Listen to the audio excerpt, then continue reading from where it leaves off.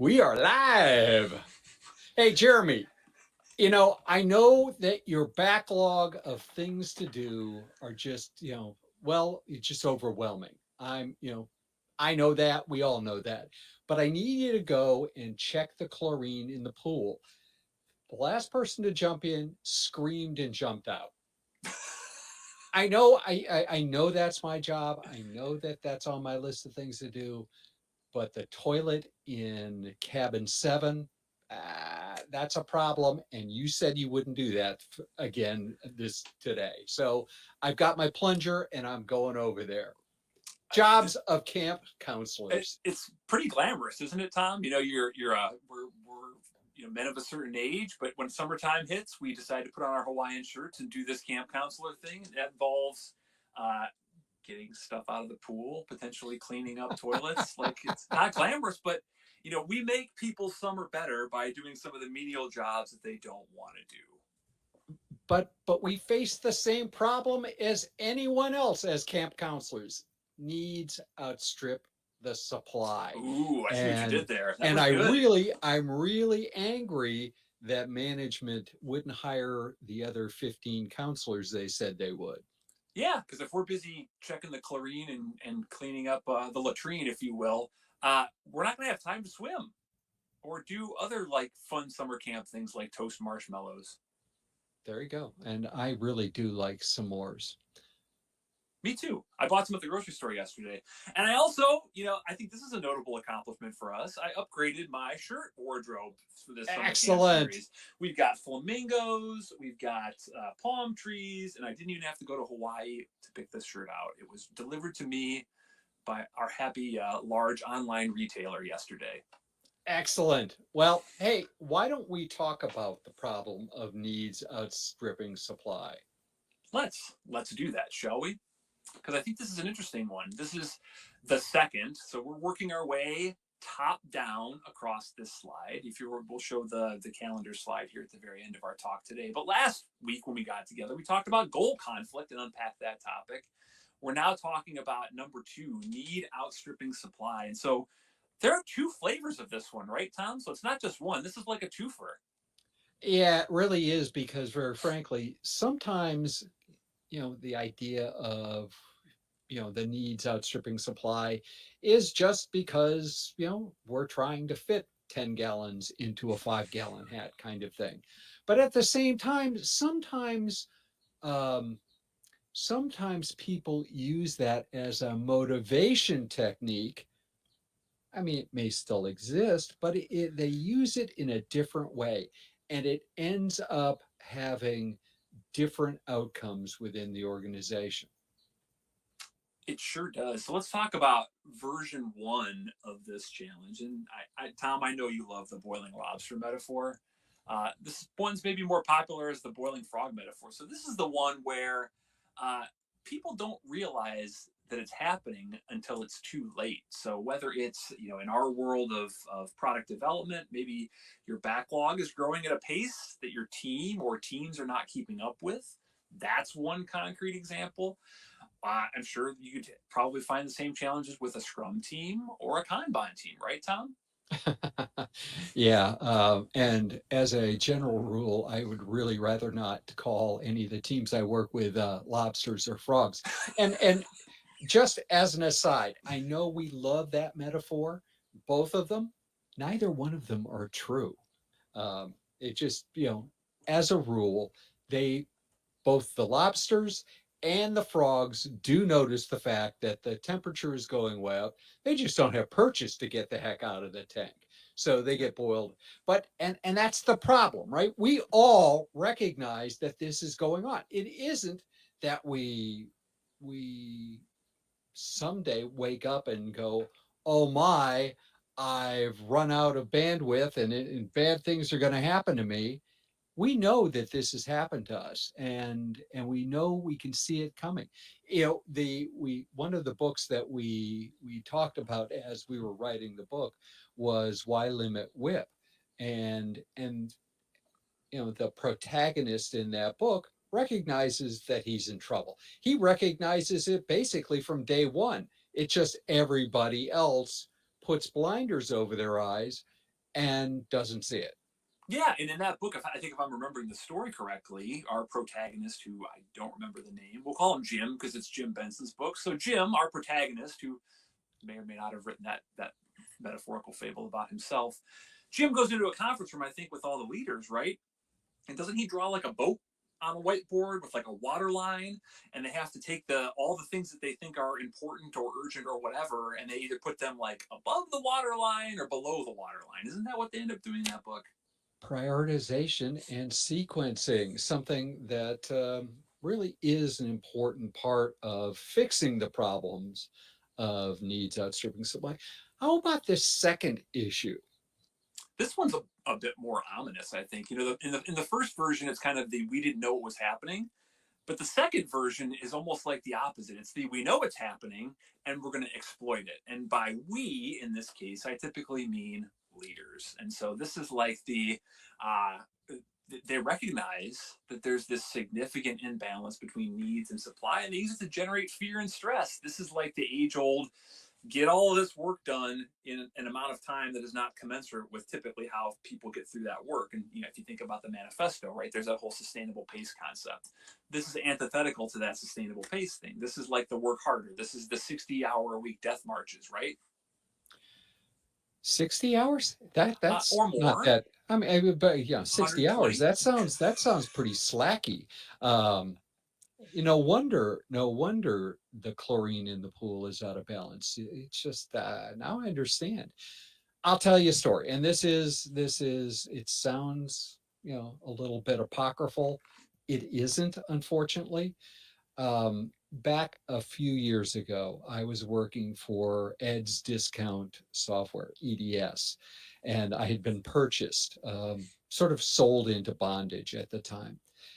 But I was full of vim and vigor, and I thought the way of the world was just to do whatever's necessary to make stuff happen. We were doing credit card processing, having a lot of fun. Actually, I had a lot of friends there. It was great times. It was actually in the building that of the company that both of us worked for later on in our careers. But there was a gentleman that I worked with. Okay, that might be loose, but there was a guy that I worked with that we had nicknamed DEFCON Don because Don actually had worked in a Minuteman missile silo in North Dakota. He was a missileer. It's He like was war one of games. those. Yeah, it was one of those guys that would turn the key and punch the button kind of stuff. And they trained them a lot of interesting conversations about that, but they trained them to stay up basically the whole time they were down in the bunker.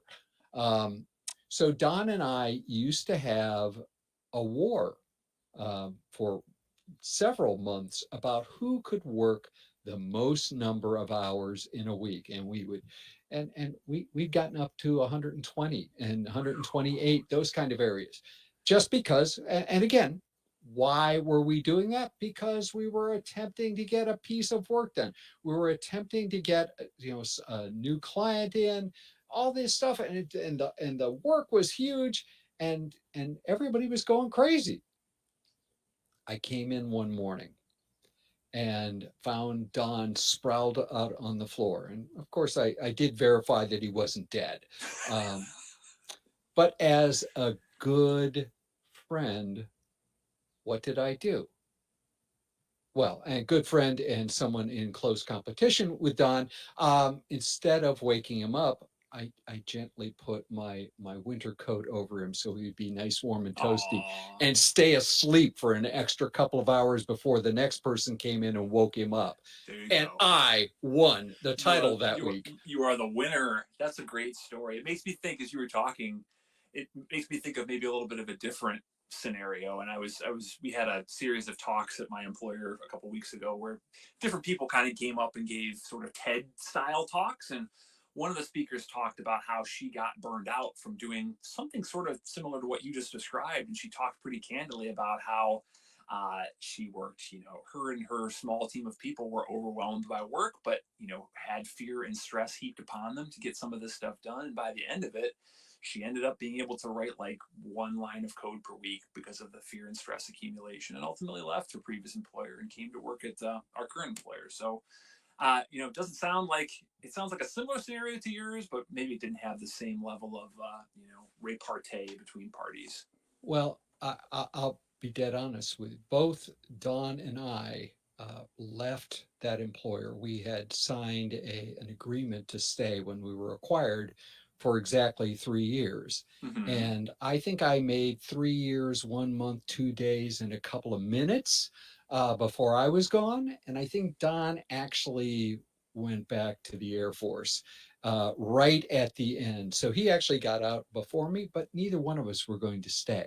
And that, our behavior was lauded and applauded and held up and said, look, these guys are going to get the raises. You're not.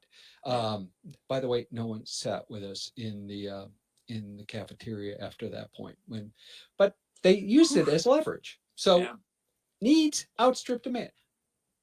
I have been at this job for many years. I don't know that I've ever been somewhere where the backlog didn't outstrip, what could be done by any stretch of the imagination. How True. about you?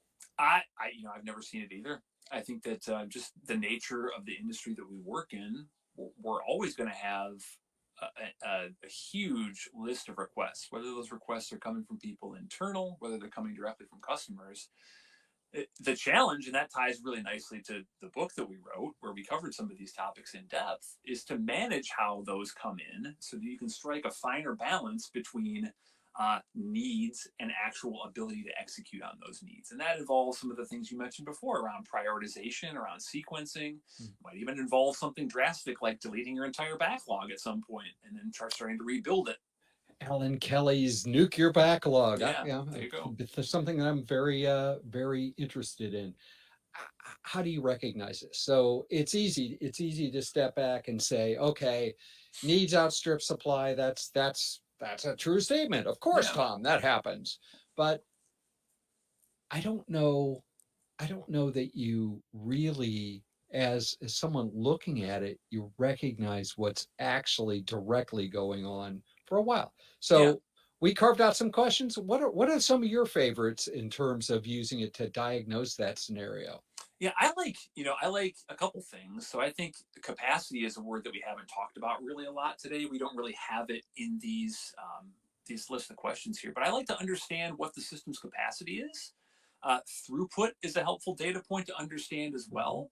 But also, our last question alludes to this a little bit. The number of defects, is that increasing? I think that's a good one to look at too, because if you're consistently seeing that number go up, whether it's over the months, over the quarters, whatever your time horizon is, that to me is an indicator that folks are feeling the need to race through work and maybe compromising, cutting corners. And then you start to ask yourself, okay, why?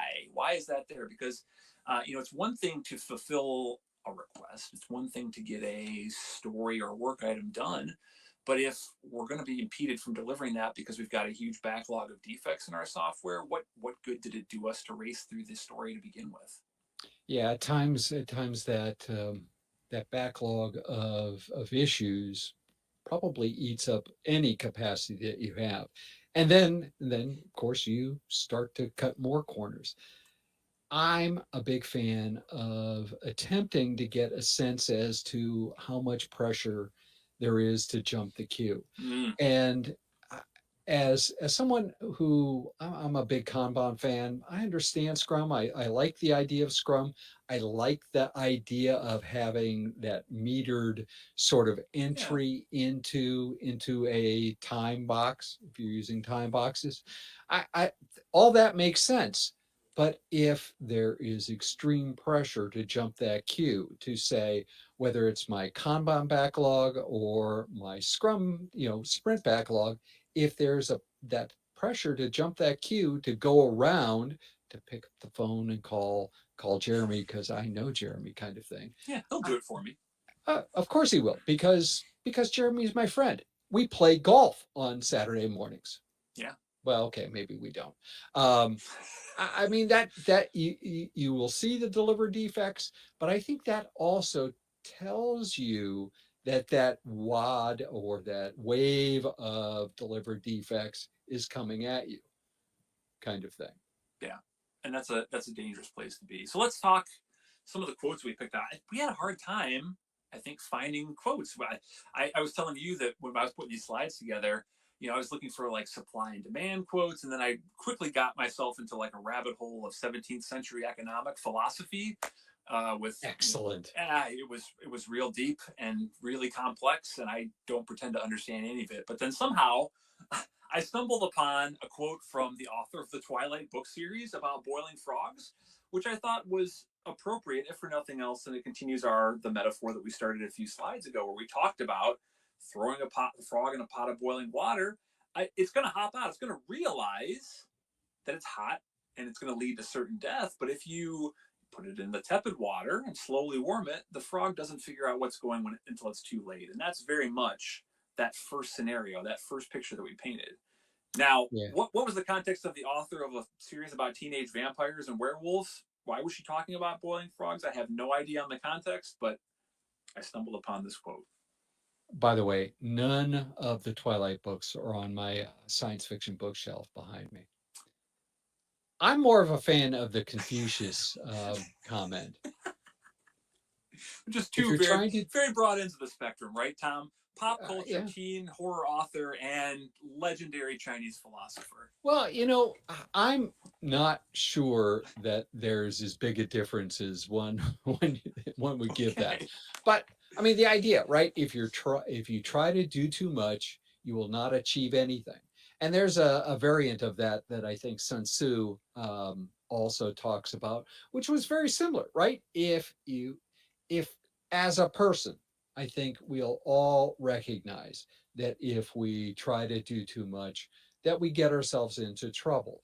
And that trouble might be as simple as dropping things off our to-do list. I I I use a to-do list. I'm a check stuff off the list person. I use a minimum of 5 things a day. 5 things, they have to come off before the next 5 things come on. Those sorts of things. But but when I'm working on multiple projects with multiple people, you come up with these lists and it gets longer and longer. Yeah. And it's like, I'd like to get these done this week. I'd like to get these done. And and so what happens? You don't achieve anything. You might achieve a little, but you also destroy trust. Yeah. And it's hard to see progress. Yeah. There's that classic Nyberg, and I think I referenced it last week, that Nyberg video where they're creating smiley faces, and I'll happily throw that into the chat later on so that you can look at it. And it's very much the same issue. Yeah. I also think what you just described is kind of that picture on the right. So this is again in our quest to find content to bat around here. That picture on the right is very much like an internet meme. It's probably one of the more workplace appropriate ones, but it's meant to depict like a parent, who in this case is the company, sort of being receptive and open to the manager, but meanwhile their kids seems to be drowning over there. And in this context, like the people who are actually doing this work, the people who are being overwhelmed by that list of needs are the ones being challenged. And so this picture, this meme seemed really appropriate for the scenario that we're discussing today, because I think it's the reality of what both of us have seen in our careers, right? Absolutely. Well, that's a true statement. Again, it boils down to the idea, and this is an idea that I think it's interesting to harvest from Scrum, where the product owner, right, Mm-hmm. the voice of the functionality, and the voice of the organization really is part and parcel of the team. So success is is at the team level, and that includes the product owner. So if the product owner, manager, or whomever, pick your technique or methodology, let the team drown, they shouldn't be judged as a winner. But we tend, and I've been guilty of this through my career more than once, you tend to manage up. And hopefully your team doesn't drown as you're flogging them to get stuff done. So how do we solve some of this, Tom? First, you really have to recognize that you have a problem, and you have to push through that, the frog metaphor or the lobster metaphor, and go and see. Use those questions. Have real conversations about, do you have?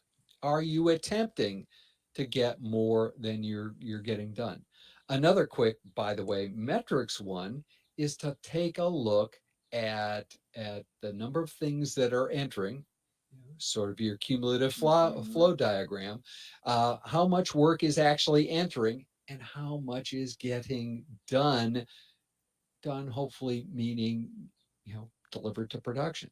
And if those two things are diverging, I'm sorry, you have a problem. Yeah, this is one of those. I know we talk about the 8 core problems of work intake. This is one of the ones that definitely screams, give us data to visualize. And I think that cumulative flow diagram one is a really critical part of this. I also think about flow distribution. I think that's a good one to look at here too. And when we say maximizing visibility, it's like let's make that obvious. Let's make some of those things apparent. Let's use those visuals to have conversations with leaders, with teams about what our actual capacity is, what we're actually getting done, not what people are perceiving to be done or what people are thinking is getting done. Measurement standardization is a big part of this too. I definitely have had opportunities in my career to work with lots of different types of teams. And standardization is a really important thing, I think, when it comes to measurement, because teams will inevitably choose to do things all different sorts of ways. They'll choose, what time does the clock start ticking on cycle time, Tom? What time does the clock start ticking on lead time? And they'll come up with sort of their own definitions, right? I know you're putting your head in your hands because these are like pretty commonly recognized industry ways of measurement, but when left to their own devices, teams will pick their own way of doing things, and they'll typically pick things that are going to make them look better, make them look like they're keeping up. But the reality of the situation is they might not be keeping up. So let's have that conversation about what it means to get back to the point where they have that sustainable pace, where they're keeping up. Those are important conversations to have and not obfuscate them within data. I really like number 3, maximize visibility. And I think that's something that has slowly eroded over time as everything is ended up in tools. At one point in the history of Agile, and I'll just pick on Agile because it's the current thing, but this has been true whether you were doing RUP or you were doing other methodologies over time, is this idea of a big visible chart and having that information up and discussing it. I like daily stand-ups or daily scrums, again, depending on what you're doing. I like to have the metrics there. The team, including the manager, if there's a manager or a product owner, they need to be there and they need to hear and see what's going on so that there isn't surprises. And again, that the rest of these all feed into that visibility, but just having metrics and never looking at them, yeah, it might be fun. I'm a metrics guy, but might be fun, but it's not that big of a deal. The final one, retrospect. Actually sit down, think it through as a team, use the wisdom of crowds. Sometimes crowds are wise, and make decisions about how you'll change how you're working. Yeah, and oftentimes those POs and managers you mentioned a minute ago, those tend to be some of the people that are responsible for this outweighing of need and supply, right? Because if you talk about that classic PO role, they're responsible for backlog management. They're responsible for understanding what's next. And so they have a part to play in causing the problem, but also in resolving the problem. And I think that depending on where you work, the manager could also be, managers can be in charge of backlogs too, right, Tom? They can be in charge of backlogs. They can be in charge of issue triage. They can be in charge of telling the team what to do. They can also be in charge of making the team fearful and stressful.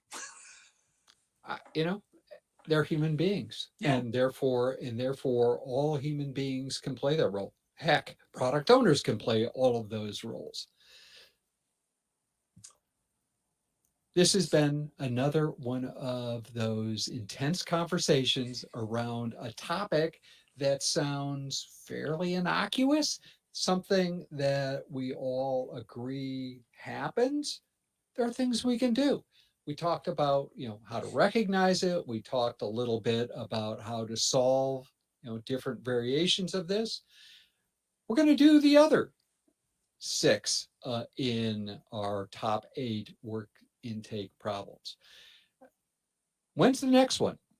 The next one, Tom, is July 3rd. So next Wednesday, we're going to be getting together to talk about pay practices. So this is, I believe, just a teaser for everybody. This is a special version of the goal conflict one because it involves money and finances. And those things aren't always obvious. People don't necessarily walk around crowing about how much money they make or how they're incentivized. So this one can be really challenging and sticky. So next week, we're going to talk a lot about money. I will probably touch on things like psychology as well. Play a little Pink Floyd. Money, money, money. Yeah, there you go. Absolutely. Of course, we did write the book. And do you have a copy of the book? Oh, I do. It's right here behind me. Look at that. Mastering Work Intake is the book that we wrote. It was published by JRoss Publishing back in January. We like our book. If you hang around and you register, we're going to actually give away an e-copy to someone who's been here at least twice over the summer. So hopefully there'll be 1,000 people vying for one copy. But buy the book. It was written to be useful, not to sell you consulting. Yeah, we really tried to put together content that we thought was useful, but that also filled a gap in our industry. That was one of the hypotheses that Tom and I had when we wrote this book. When we thought about things like the differences between needs and supply, we tried to think about the authors that we've loved over the years, the books that we've loved over the years, and we thought about this whole work intake thing and couldn't come up with a whole lot of places where it had been covered before. So that's one of the reasons why we wrote this book. It's also one of the reasons we're doing this LinkedIn Live series. It's also one of the reasons we're doing a workshop on this, right, Tom? Absolutely. And we're doing a version of our workshop in July, I think. Yes. Multiple sessions, video, combination of things. It's a little bit more async. And then we'll do another one in early fall. So there's time to register. Think about it. It's again, it's a cohort based. It is learning not only from us, but interacting with people who perhaps are your peers and can teach all of us a lot about it. So, Jeremy, we are up on our time. I think it's time to say I got to go and take care of the toilet. And can you get that? Make sure that people can actually swim in that pool. I need to go buy some chlorine or get the little test tube kind of kit. Have you ever seen those where they put it's in the shack right next to it. It's in the shack. Okay. Right. I'll assume that all the chemicals have been replenished and they're fresh. And so I'll go do that. You're going to clean toilets. And then hopefully by the end of the day, if it doesn't rain, we can actually go for a swim. Have a marvelous week. See you next week.